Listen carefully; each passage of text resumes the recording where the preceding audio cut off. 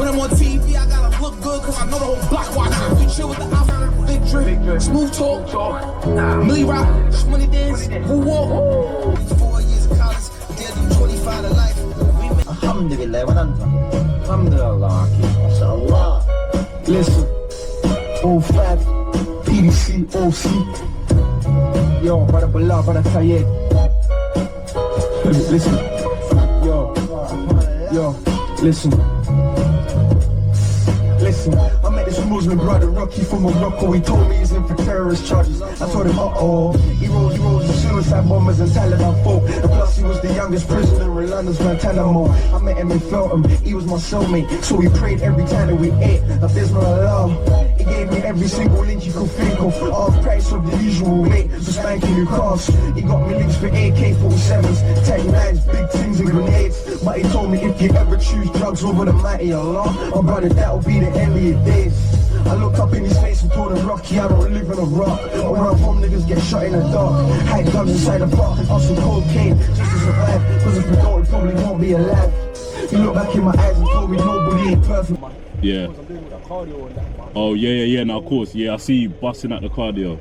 I see you beating up stuff. Yeah. We say next week? Yeah, next week. Alright, I'm gonna try and catch. When you back into it? 5th, yeah? 5th, yeah, same. Yeah. Whenever the universe. Yeah, of course. That's exactly. You see it. You see how it's going. Whenever the universe calls it, then it'll happen. You get me? My guy. Come on. Love, famo. Calls. All right. Have a good day, King. All right, famo.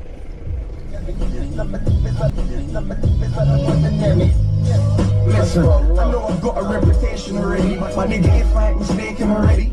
When I came through the door, I said salam alaikum already. Some nigga told me why you shaking already. It's not a gangster thing, I shouldn't even be this way. I should be out and getting ready to pray. Instead I'm in this place surrounded by these fake gangsters and slappers. Temptations got me in the presence of captors. But only the Prophet Muhammad's in the life. I'm on my deen though, cause life on earth just isn't worth it. I'm trying to make my destination to the holy gates. But if I know you're trying to take my life, I've got to mark it. You're looking at me like I'm losing it or going mad. I'm on a humble thing unless you want to blow and bad. And if you do, I've got a fully loaded clip for you. I've done your dance and taken that straight to my wifey's flat. Pray my salat to let me know what you want to do. Cause by the shot look in your eye, you ain't got a clue. So Ewa, I'm gonna leave you here to have a think. Morning, yes, fam. You good? Yes. You finished? Yeah. Have a good day, King.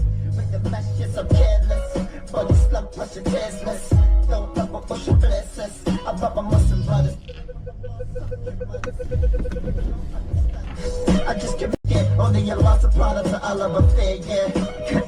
God bless you, and forgive me for my sins, forgive me for the things. Inshallah, I strap on my deen. I only been laying me in a shaitan machine. Cause, alhamdulillah, subhanallah. You know what? Do Allah misguides, no man can guide me. Do Allah guides, no man can misguide. You know, and see Allah subhanahu wa ta'ala said, you know, if he created us without sin, he would have killed all of us and created a new creation again. That would sin, so we can repent to him. And therefore, he knows the best of sinners, those who sin the least. Right now, it's all about taking the deen and submitting to Allah. Oh, snap, yeah? What, today? This one, all the time. But this one, you look fucking good in it. Yeah? Oh, thank you, brother. Thank you, sir. Yeah, I know what you mean. Yeah, thank you, King. I appreciate it. That's why I keep getting pulled over by the Babylon them. But they're probably thinking, oh, it's too nice for him. And he don't match the attire. They don't know exactly. The first thing they're thinking is drugs or this and that, but it doesn't have to be that. And that's why when they pull me over a lot of the time, I just step out and I just talk to them humbly. Because I know the stereotype they've got in their head, the first thing they're going to think is, same way the energy you said, obviously I do get a lot of people pull me. I said, that's a nice whip. But then again, for me, it's I share the same. Foreign in it. That's what I mean. Yeah. Look like you got the right thing. Yeah. You understand what I'm trying to say? Yeah. That's how people just, but you look fucking nice. Thank you. So you come, I said, why? I'm looking there, I said, my brother. Yeah, of course. Thank you, King. Thank you. Love my brother. I appreciate that. People, a word of advice just real quick. Like Mark just said, I appreciate the love, Mark, but that's the OG there, Mark. Like you said, a lot of the times Yeah, you do see a lot of Range Rovers out on the roads. Yeah, you do see a lot of Mercedes. You do see a lot of foreign cars on the roads. But a lot of the time, the black man behind the wheel is up to no good. So society seems to think. It's very uncommon to seem to believe that a young black man can have certain things, materialistic things, and without acquiring it legally, which is unfortunate because that just shows you the mindset and the mind state of our society. But then again, we know the narrative, we know the agenda. And that's why I want to flip that narrative and I want to flip the agenda. I'm a hard-working man and I've worked hard to get the things I've got. And I've worked hard to get to the point where I'm at in life. In my younger days and in my youth, things weren't the same. I may have had the same things and acquired the same things, but maybe I was on a different path. Alhamdulillah, I've managed to get myself out of that and set myself a new path. Needless to say, do I still get the stigma and the stereotype? Yes, I do. You get me? So the point I'm trying to make is it's what you do with yourself. All this is just materialistic. None of this means nothing to me anyway, because I've been driving nice cars. I've had nice things. I've had the jewels. I've had the rollies, you know? And if any of you remember back in the day, probably some of you lot are too young to remember. I mean, we had the Aqua Masters and that. So, been there. But did I have receipts? No. Could I just walk into a shop and acquire them? No. Maybe not. Allegedly. The point I'm trying to make is, and another thing I'll add to that is the energy. In our community, it's very rare that we have people give off that energy of, oh, I like what you're doing, or keep it up. We need to support each other, especially the young black men in our society. We need to start supporting each other. When you see a brother doing good, hail him up. When you see a man needing a spot in the gym, go and spot him. If you see a man down, uplift him. And that goes for the women too. Men, uplift our women, uplift our queens, because they need it. You know, there's a lack of father figures in our community. There's a lack of father figures in our homes, in our households. Most of us, the majority of us, grew up with single mother households, which is unfortunate. So we have no direction. We have no, we have, on our journey of life, we have no sense of, we don't have a compass to get us through. So we just set sail and we just go. We don't know where we're going. Now, without a compass, you don't know what direction to go on that journey, because what tends to happen is you get lost. And without a compass, you don't know where to get back, how to get back on path. So you just keep going. And sometimes the direction you're heading into could be doomsday. With that being said, I want us to uplift each other. When you see a man wearing something nice, you see him in nice drip, tell him, yo, brother, that looks good. When he looks like he's having a good day, give him a better day. And if he's having a better day, make sure that he goes home and he feels like some sense of encouragement within himself. Now, I'm not saying this being braggadocious or nothing. I'm not saying this being bossy. I'm not saying this being, bougie. But to be honest, I've never needed a man to give me a pat on the back. I've never needed someone to tell me you're doing good, because that's just me. I've been able to navigate through life, through the hardships, through the good times, through the bad. I've been able to just navigate. Some of us can't, and some of us need that extra help. Some of us need that extra boost. And if that may be the case, then why can't you be the one to uplift your brother? Why can't you be the one to say to your brother, yo, bro, what's going on? What's wrong? Let's talk to each other. That's a rarity within our community once again. And to the rest of society, or those that aren't within our community, for example, when you do get pulled over by the police, because the first thing they're going to think is, what's he up to? He's up and down in his tracksuit. I don't have to wear a suit to be driving a car like this. Why must I? But then, if John from up the road, my white boy John from up the road, if he's driving the very same car, he could be smoking a fag out the window, music blaring, pull up right next to police and just speed off. But when I say speed off, just rev off and maybe not get pulled over, whereas I could be as humble and subtle as possible, windows up, music low, and just chilling, but then I'm more likely to get pulled over than he is. Why is that? Is it an agenda?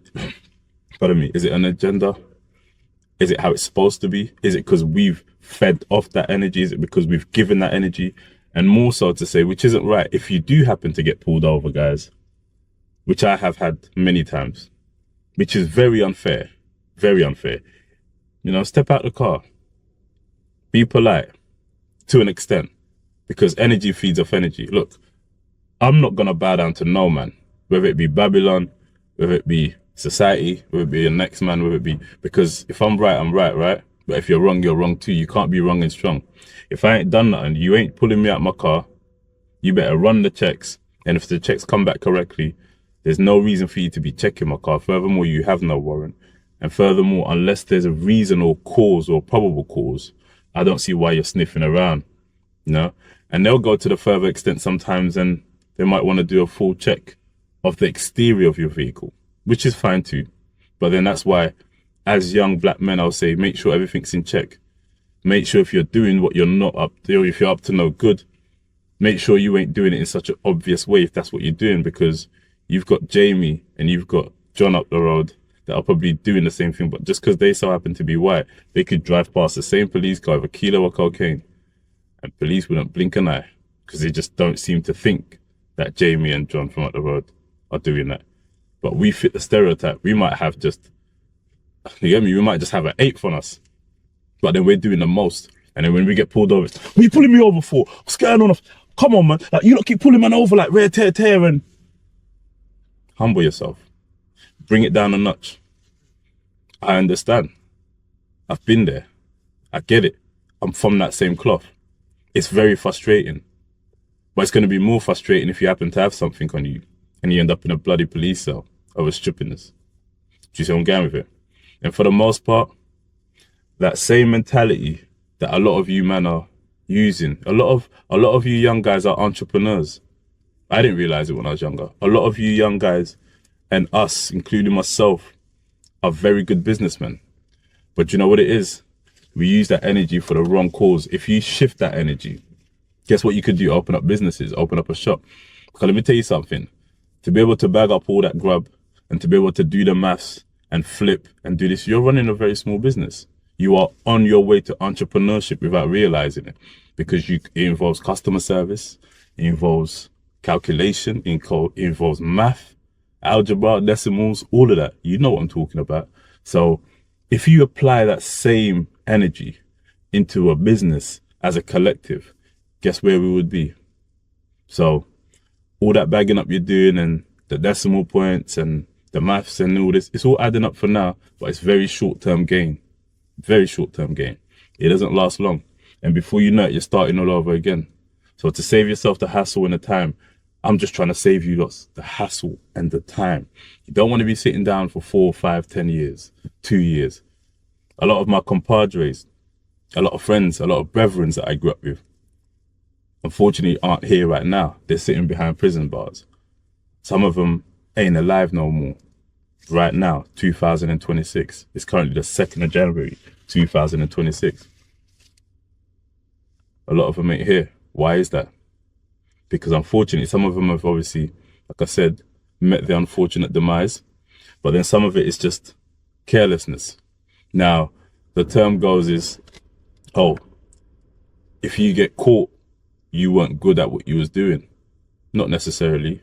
Sometimes, if the system has it out and seems to target a certain demographic, well, obviously, we're going to be the majority that's sitting behind bars, aren't we?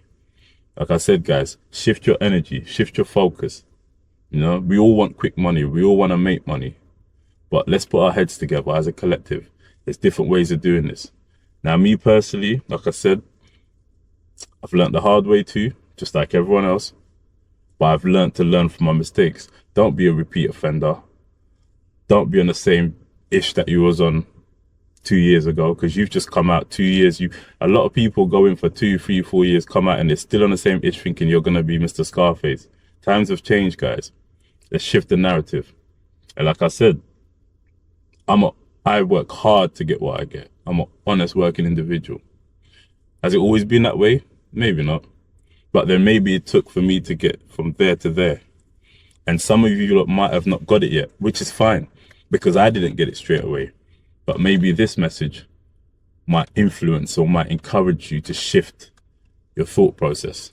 And that's all I'm trying to do here, guys. Save you the time and the hassle. And as I keep saying, live the life you love the life you live. Toast to life. Peace out. Show me what an imagination is. Imagine if I never saw those images flashback. Right. Couldn't see the light and now I finally I'm gonna go have me a good gym session now. Enough of that jibber jabber. I got a bit of my guys. One of the main supplements that I use is creatine. Well, it's probably really the only one, and I literally don't use creatine all year round. It's scientifically proven you can, and it's scientifically proven that it's good.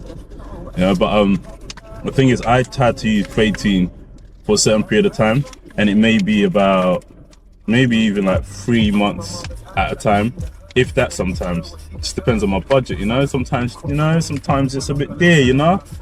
But no, jokes aside, guys, I'm about to go have me a good gym session. A lot of the times I go for non-flavored creatine, but sometimes I want a bit of taste in it, so I'm gonna have a bit of creatine. Pre-workout is good. Pre-workout is good, but for me, it's sometimes it gives you those funny tingles, and it's like it gives you all the itches. Especially, I use ABE pre-workout, which is very good. I like it. It gives you the kick, gives you that. But sometimes you realize when you use certain stimulants, it gives you a crash. So it's good when you start off, and then after it's like, you know, and like I said, the tingles and that. But my go-to pre-workout is AB, and I only use that when I'm really tired and I'm really not up for training. But for the most part, I barely use any supplements. I barely use pre-workouts, but creatine is my go-to. And I use, what's it called? Performance. It's not called performance. It's actually spelled PERM4. You know, so perform. But it's good and it works for me. I used to use a different one, which was ON, Optimal Nutrition. But I don't know. I just like to change every now and then. But like I said, guys, I'm gonna go in there and have me a quick gym session. It's Friday, mashallah. It's Jummah today for us Muslims, and just like Sunday's church service for most Christians. Look, guys, let's not complicate life. I grew up in a household where my stepdad was Christian. You know, he reverted, but then he went back to Christianity, which is fine. So I grew up in a household, my mum was Muslim. I grew up in a household where, you know, stepdad used to sometimes be like, hey, have a glass of wine, even though he did revert into Islam. So I grew up with a very open mind. And let's not dwell and focus so much on religion. Like Tyson Fury said it the other day, and I saw a little snippet of Tyson Fury when he mentioned, big up this guy, Avellino. Yeah, big up Avellino. But Tyson Fury said it best the other day. He said it better than I could have. It's not about Judaism. I'm gonna quote this in my own words. But what he was trying to get is, look, guys, whether you're Christian, Jewish, it's Muslim, Buddhist, Hindu, whatever you may be, that is highly relevant to the cause of life. We are all human beings under the eye of God. So to me, it's where we stand from the perspective of humanity. And I feel like we are steering in the wrong direction. And you hear the saying such as religion causes division, right? And that's what's happening right now. It's people are using the rotten apples in the bunch, are using religion as a weapon. They're using religion as a reason to just do their BS. Now, if you're very wise, no matter what religion you believe in, you realize wrong is wrong, and that's it.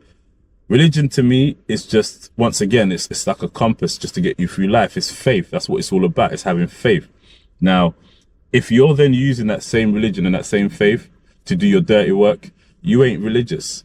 You ain't holy. So it's not about, oh, I'm Muslim, I go to the mosque on Jummah and pray and I'm a good person, but yeah, you're committing the most sinful acts. Neither is it, oh, I'm Christian and I'm going Sunday church service, but then you're committing the most horrendous acts once again. It's about what's in here. Because at the end of the day, we're all human beings, whether you're yellow, pink, white, blue, black, we all bleed red. We all bleed red. So do unto others as you would want done unto you, if that's how it's said. But guys, look, have a peaceful Friday. It's currently Friday, the 2nd of January, 2026. We have made it. A lot of us haven't. So peace and blessings to everybody and enjoy your day. Right, let me go listen to some tracks and get myself amped up before I get into this gym and have a good workout. And I wish everyone the best, yeah? Daily you're naked. These for the family, your mother's life. Grave changes happened after those graveyard shifts. Saw my inner child and had to apologize.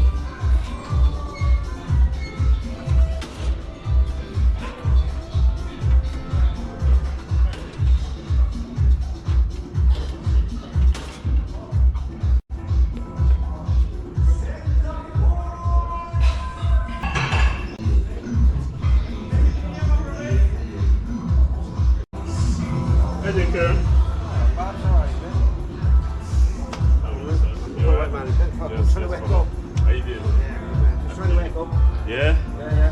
Happy to hear my brother. Yeah, my man. I went for the free workout. To kick in, that's what I'm doing. I'm doing a bit of back. I'm just doing a little light touch before it kicks in and then I'm good to go. Yeah, start off. Alright, my brother. It's my back day, guys. I'm gonna go and do some compounds, obviously, as usual. How you doing this? You good? Bless you, no problem. Yes, my brother. Yes, always. Yeah, brother. So, good morning, sir. I'm alright, you? Happy New Year to you too, Baba. Yes, Baba. Yes, alright, take care. As I said, guys, a bit of back, but I like to do 1 or 2 exercises before I do any compound movement, just to stimulate the muscle a bit more, just to stimulate the muscle a bit and get my body activated. Now I'm gonna do a bit of deadlifts, nothing heavy today though. I'm gonna do something reasonably light, but like I said, I do 1 or 2 exercises. I'm gonna use the pull-up, assisted pull-up machine right behind me here. I'm gonna do a couple of sets of that, maybe 2 or 3. Like I said, just to warm up. This is all warm-ups, and then I'm gonna go into my heavy hitting start. I'm gonna go into my heavy hitting workout. Yeah, let's go, guys.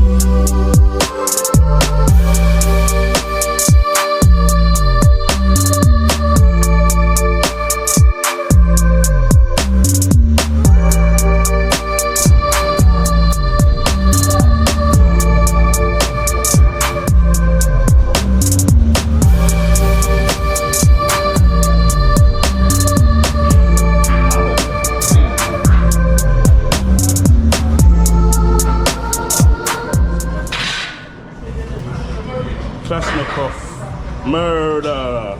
Big up Klasnikov.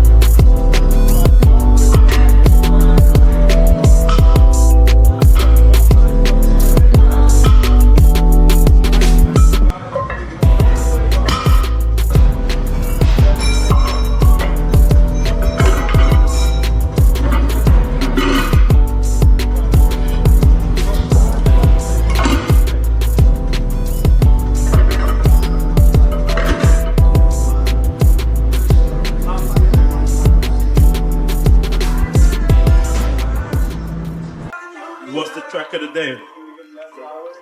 Gets Mozambique featuring JK. We got Gets once again. Unfortunate, guys. I keep saying it, and I keep saying it time and time over again. Wasted talent, but it's not a waste because regardless, Gets is still talented as hell. It's just unfortunate he was involved in that incident. But big up Gets.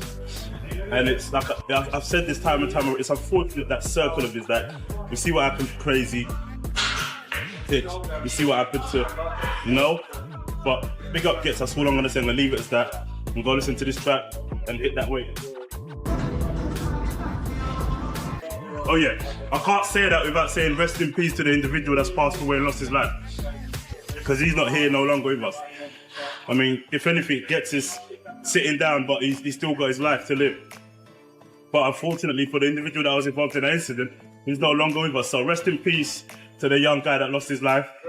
But there is no buts anyway, but I'm just gonna add this to it.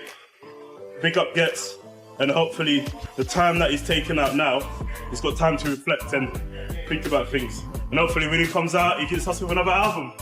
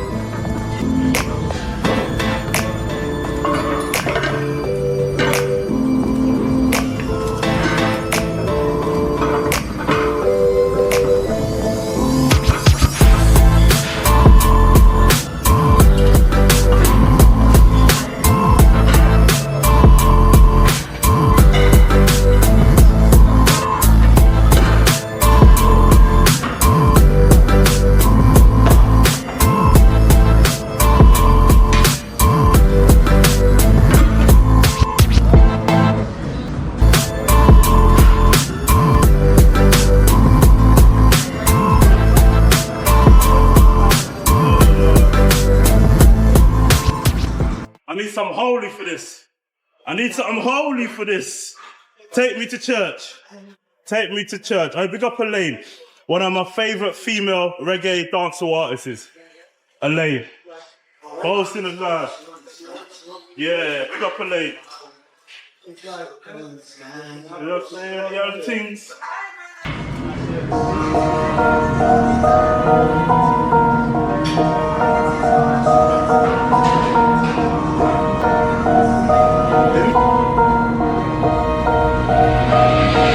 Nelson.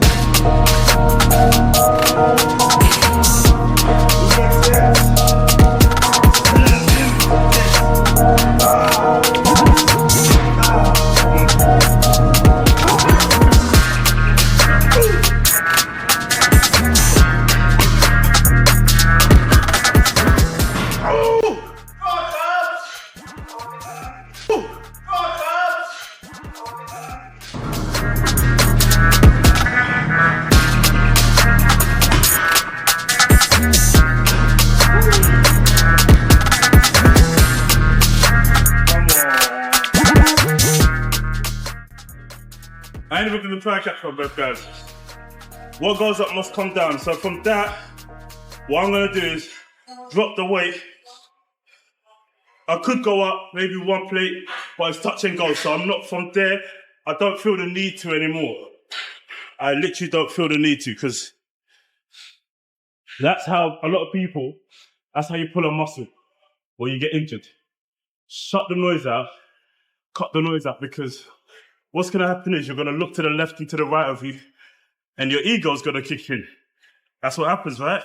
And you're gonna say, yeah, let me go up one more, that went up easy or whatever. And no, because the easiest part is what's your upright. But getting from A to B, as Eddie Hall would say, and big up Eddie Hall, because he's one of my mentors when it comes to this deadlifting. Obviously, he's hit that crazy number.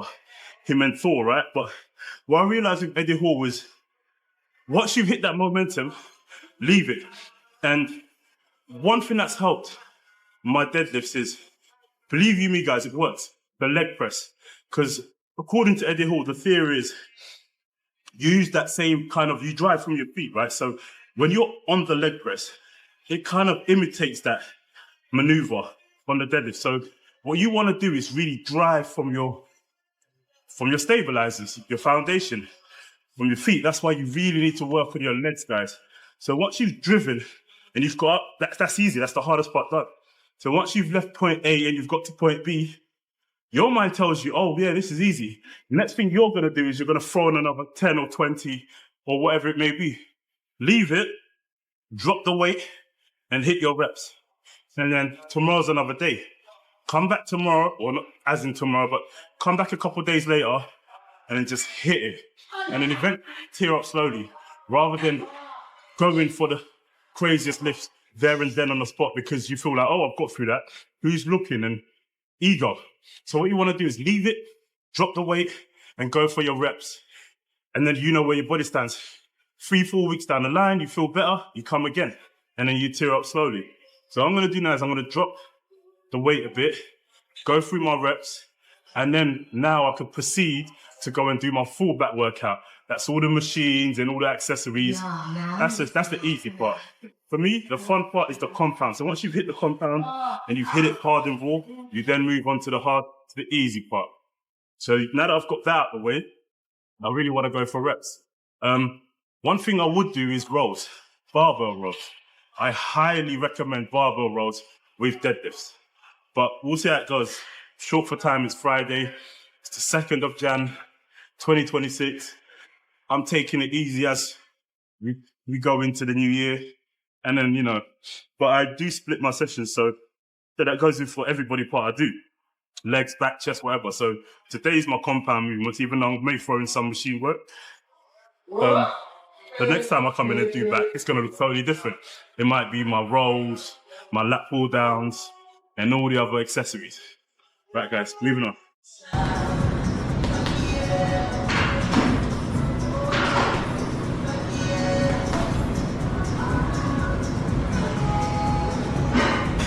Yes, my brother. Hey, this is good.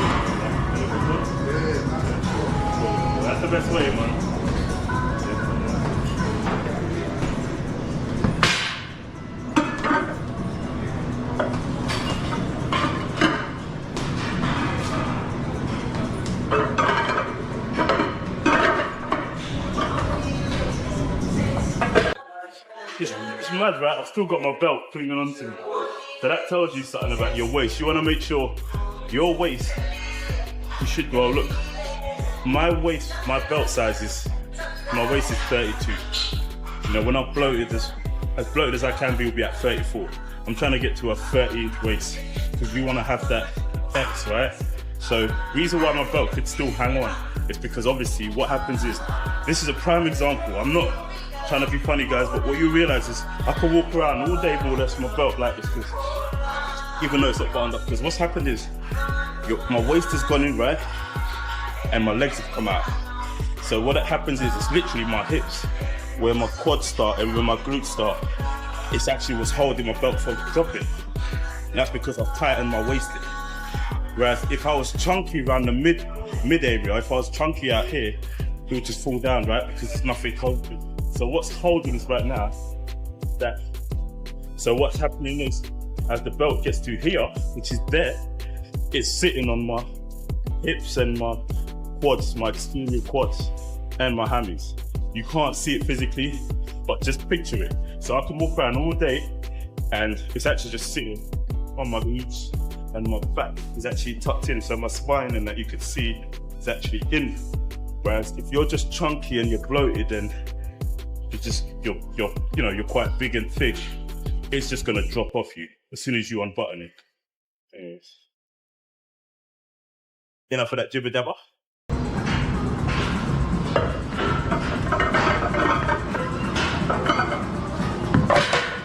Look, guys,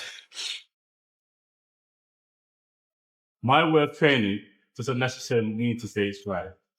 But I combine the best of both worlds. And I've said time and time and over again, which is both powerlifting and bodybuilding. Now, I don't want to look like a powerlifter, but I want to have the strength gains of a powerlifter.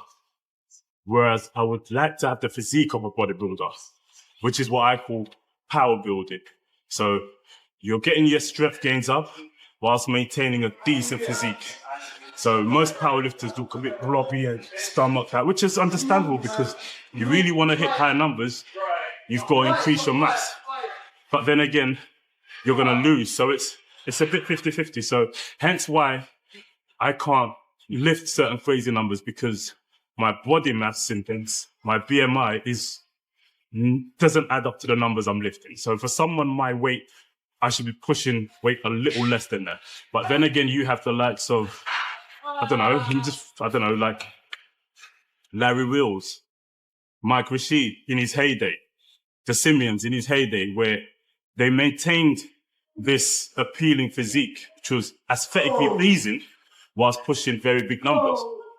Now, with that being said, there's a lot of other things that go on behind closed doors, which I understand. But for the most part, let's just focus on what you're seeing. What you're seeing is a good physique, high strength, power building. Do you know what I mean? There's no point, well, for me personally, it just doesn't look nice when you just look bloaty and you just push the numbers.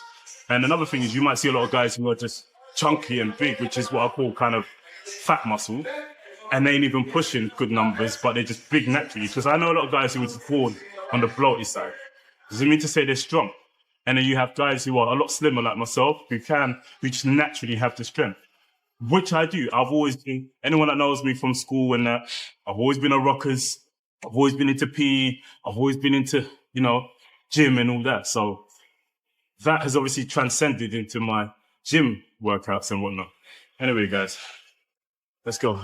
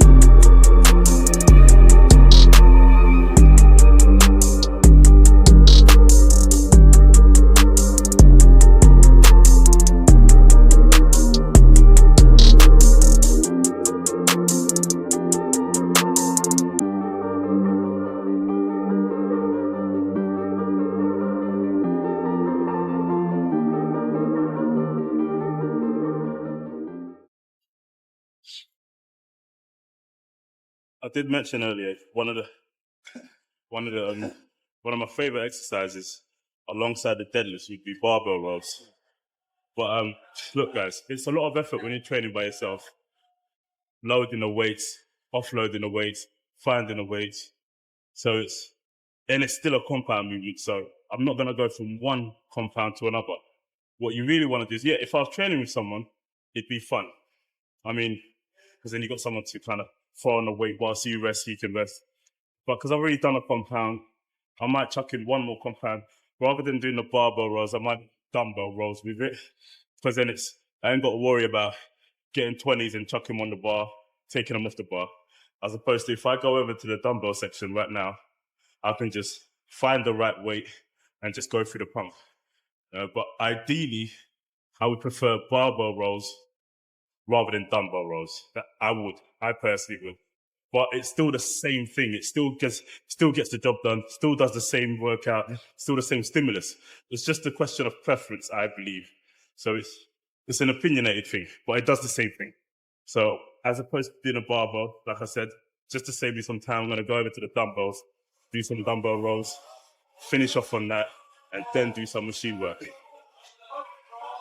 Oh yeah, we got the best team in the world. Ain't doing so good, you know? I'm a patriot, you know? Do you know what I mean?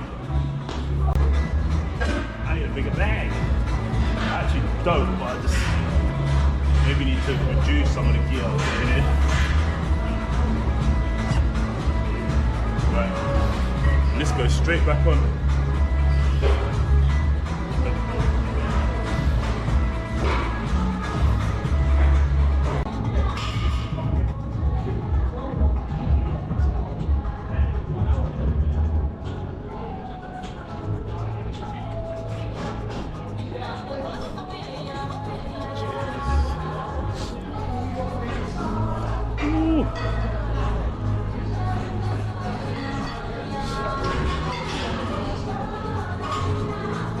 Got a variation of dumbbells here.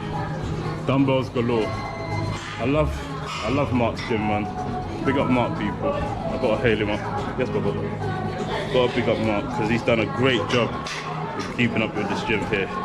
It's come a long way. I mean, if you've trained here from years ago, you know exactly what I'm talking about. You know exactly what I'm talking about. He's come a long way with this gym, guys.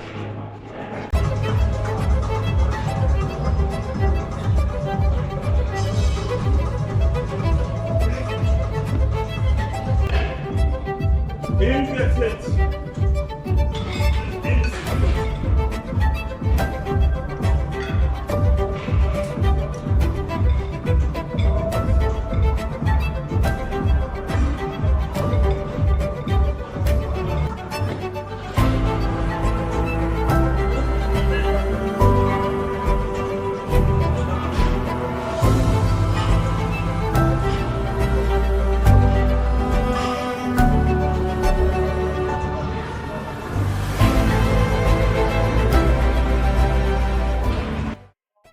One thing I won't do is, look, when it comes to things like, I keep saying this as well, after you've done a heavy hitting compound, there's no point of you going crazy and fucking around with all the weights. It makes no sense. Because you've already got the pump. So after I'm pumped and I'm energized, last thing I'm going to be doing is, after I'm pumped and that, you won't see me dilly-dallying with all that. I'm going to skip straight past it, touch and go. Like I said, think my heavy compound movement. I could have done the barbell rows with, it just means loading the plates and offloading the plates. So rather than me messing around with that, go on to dumbbells, clear up in weight as you go along because the dumbbells are already set for you, obviously, and then touch and go, and then get 2 warm-up sets in, and then go straight in and hit your heavy sets. Don't come in and start doing, you've just done, well, if you've hit the numbers I've hit, for example, just 5 plates on either side. I'm not then gonna come in, 20 kg and warm up again. You're just wasting time. Just go straight into a medium to heavy weight and then tear up from there. That's the way I do it anyway, guys. You don't have to train that way, but if you want to grow from mass and to strength, it works. Since that deadlift session, I've been hitting the same, listen to the same song. for the past half hour. That's me, bro. That's me.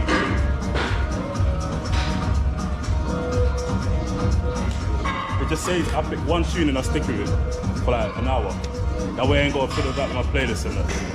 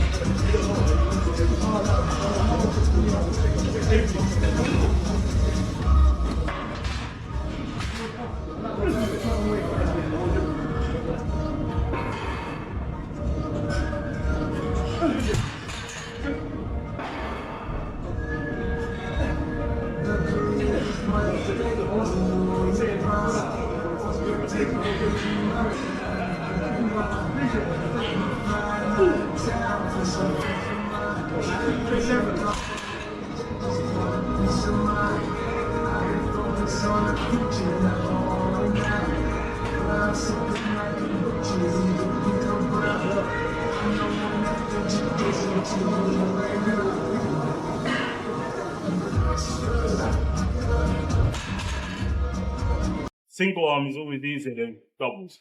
There's nowhere on earth you're going to double arm rows. It takes a lot more out. So I'll probably do about 4 reps on the doubles and then go singles from box to attack. So you can always do more singles because you're kind of getting assistance. So whack out what you can with the doubles. Hit the doubles as much as you can. Even if you lose, I'm going to lose momentum because I'm tired, I'm worn out. So you might jerk out a bit. That's all cool because it's not light. But try and keep, to an extent, just try and maintain that posture a bit. And then once you really feel like you're coming off balance, then single. It's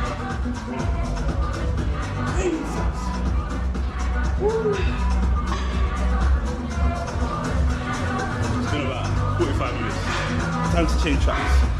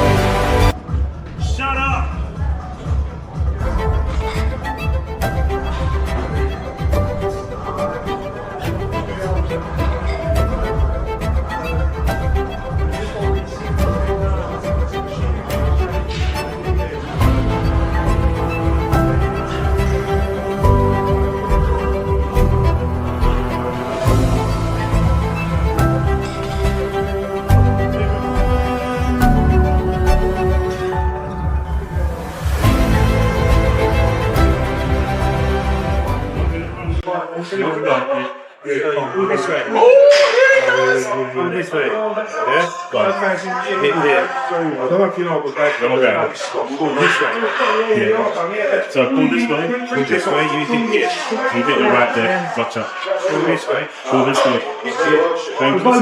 How about I go hand? No, you go this way. Imagine. Can I ever go? I'm sawing through wood. Yeah. Which is easy. Punching is hard. Right. Would you ever go side? No, no. So for you, what you hit that? For me, from here, with big movement, I come back here. And I do the whole through the hand. Feel it. Yeah? Right here. Now I change here. And it's right here. It's right there. Right. Okay? So B for me. I've just done my. No, I see. Yeah. I feel like someone got the machine. I love that advice, that analogy. But would you ever? For me, I just feel, see when I'm here, Yeah. does that not? What you want to do is coming back further. So come back further. Put your hand here. Here. There. Now come through the whole range of motion, lift it all the way. Bring the elbow all the way up. And then this. Bring it all the way down. And then again. All the way up. All the way down. You want to exaggerate it. Look the elbow in. No, this way towards me. Sorry. Towards your elbow. Take your elbow down. Now keep the elbow locked. Now pull it.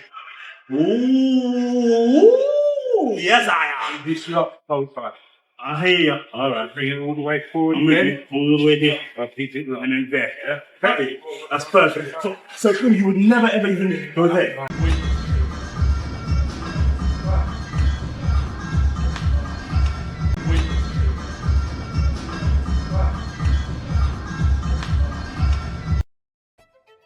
You see that, guys? So, one thing I'll say, don't ever, I keep saying, don't ever think you've mastered it. It's like anything in life, you've never mastered everything. And that's why I record, because you never actually physically see yourself. I can't see myself unless I look back on the footage. As Paul just said, obviously, with that, the small machine, you're gonna, obviously, you can't see it, but you're gonna hit that, which makes sense. And then the push up in it, obviously you're gonna hit that. But for me, because like I said, I just done tired, just done fucking deadlifts. I feel worn out, but he can visually see one. Go. He can actually visually see what I'm doing. As in, when I say like, there's never a right or wrong method. For me personally, and I keep saying it, I tend to grip that way. But where your back is so wide, you've got like 3 different parts that you work. So if it's your lats, your lower back, and your upper back. So even when you're doing things like shoulder presses, when you do things like bench press, your back supports most of you, right? So for me, there isn't a wrong or right, but you can always learn. And I tend to hold the dumbbell at an angle, probably just a bad habit. But then Paul just said, imagine you're soaring. It's like a saw, like you're soaring through something as opposed to punching through something. Which one's gonna be harder? It's just like doing bicep curls and doing hammer curls. There's no wrong or right, but I would administrate it because it just gives you a different type of feel. But yeah, oh Jesus.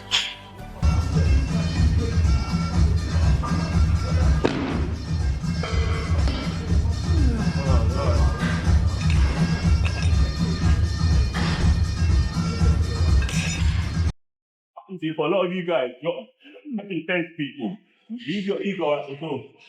Leave your ego at the door. Because you guys go, oh, I know what I'm doing, and yeah, you do. But someone in the gym has always got more experience. And I listen to everyone because you can never be too smart for your own good. Yeah? So don't be too naive and arrogant as opposed to when a man pulls you up on something. But you either take it on or you don't. You don't have to.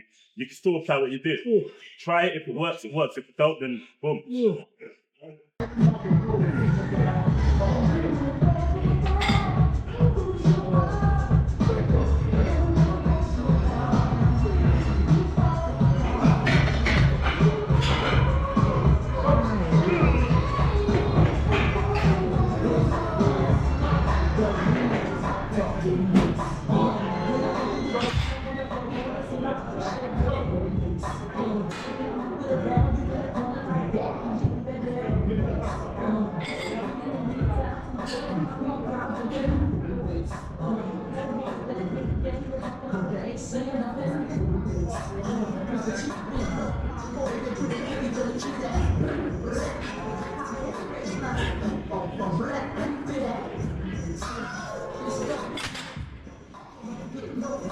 And nothing, you're not going to apply it with a heavier weight.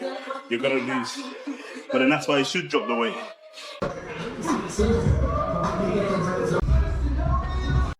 Back to where it started. started off with this, I finish off with these. So I warm up with the machines, and I warm down with the machines, as in, I always use the machines as a warmer, as you saw earlier. And I'm obviously now gonna finish off with all the machines and just go crazy. One thing Paul just said, we had a little private conversation off camera, is you're not gonna have the same range of motion as you go up in weight. But then at that point, one analogy he said was, just picture this. It's all mind to muscle anyway, guys, yeah? But for the most part, when you're at your lightest weight, you do want to get the full range of motion, tempo, posture, all of that at your lightest weight when you're fresh. So squeezing as much as you can when you're fresh and you're light. And then as you get heavier in weight, yes, you're going to compensate some of that with your range of motion, your posture, and you're going to lose some of that.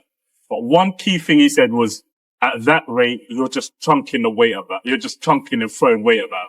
As in, you're not really going for that mind to muscle connection. It's more so for strength and sometimes a bit of ego. But then being able to throw that weight about also allows you to kind of increase your level of weight at the lowest level. So for example, if your starting workload is at 10 kg and you're doing full range of motion, if you tear up in your PRs and you go up with your PRs, what's going to happen is you slowly start to go up in weight. Rather than doing your 10s, you'll start now with your 12s, and then much down the line 15 kg. And it gets to a point where you're no longer warming up with the 10 kg, you're now warming up with 15 kg. And then eventually you start to get stronger and you start to obviously develop a bit of muscle mass and muscle tissue. So when you're at your heaviest weight, yeah, you're going to compensate and lose some of that range of motion and some of that posture and momentum, which is only normal. But for the most part, still try and keep that mind to muscle connection. Still try and treat that heavy weight as you would with the lightest weight until you can't no more. As in, when you start to really go off balance and start to lose the weight and stature, consider moving on from then on, because you start to fatigue and you're not really gaining anything from it.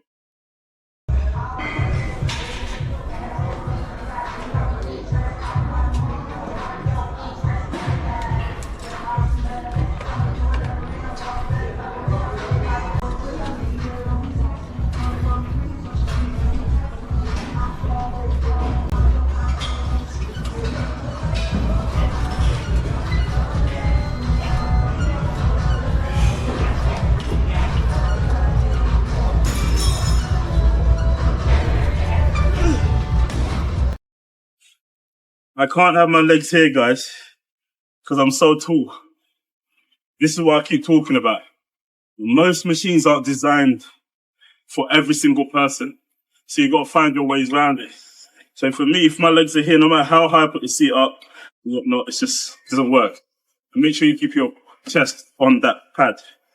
So for the most part, guys, I have to put my legs way out here and just go.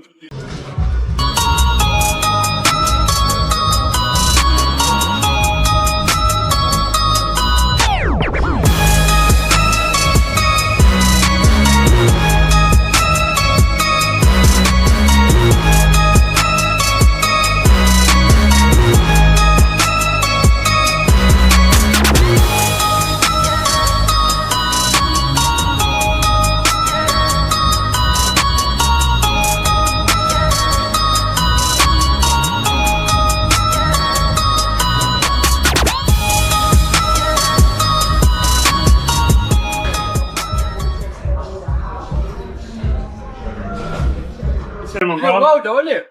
Huh? You look well. Thank you, my brother. You look well still. I'm a skinny man, innit? Huh? I'm a skinny guy, that's what. Oh, you look good, though, innit? Thank you, my brother. Listen, in the train. Over later.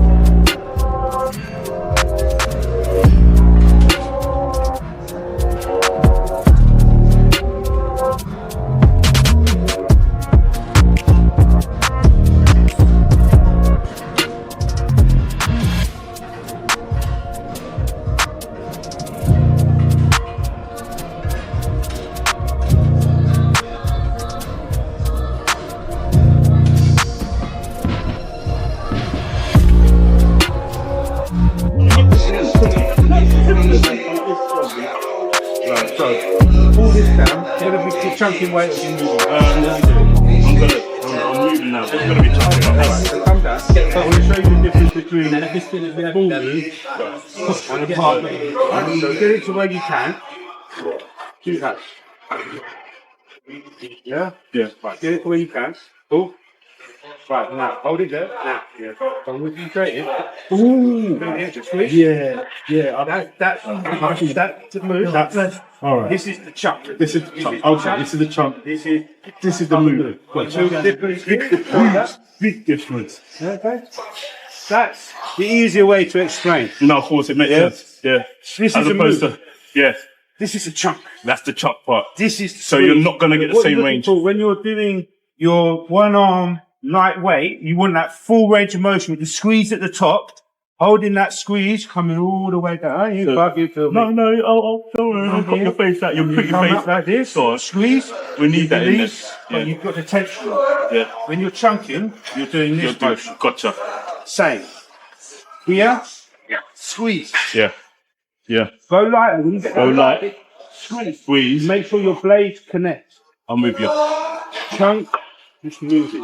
Yeah, I'm with you. That's Pete. different. No, big, but I felt it. That will make you grow. I felt it. Especially if you're looking to grow. Yeah. It's that That millimeters yeah. that make It makes a huge difference. That's the difference between you training on your own And training with a with a partner. who is actually training with you. Not just someone by the Yeah, not someone who's just fucking around in that. Yeah. If you're trained, yeah, I've always said that. That's the big difference. I What made appreciate me that. grow, Pete. what made me grow was training with a guy that could outlift, out squat, and out bench. Guys, prime examples. Literally, that was a full illustration of what I was talking about. So, once again, the OGP, years of experience. That's the difference between being in the gym for a couple of years and being in the gym for decades. So when you think you know it all, no, you don't. It's like anything. It's like driving. When you're at work, you might start a new job at Asda or Tesco. Then you start customer service level, or you might start behind the tills. And then hopefully 5 years down the line, you're a supervisor, then you're a manager, then you're CEO. You gain experience as you go along. You never know it all. So a lot of people seem to think they know it all and will shy away from advice. Yeah, what I say is, look, listen to it, apply it. If it works, it works. If it doesn't, it doesn't. But Paul's prime example just then was, there's a difference between going through the range of motion and feeling the weight as opposed to chunking the weight about. So his example was, are you chunking the weight about right? That's the first thing he asked me. Or are you going for the motion? I said to him, well, I've done all the motion work. I just want to really just throw the weight about. So when I got to about here, it was me chunking the weight. So from here to about here, that's just me throwing the weight about. He then said, stay where you are, gave me that extra pull, and I came about here. Now that's really me working, which I won't be able to do as I go up in weight. But then he said, that's why.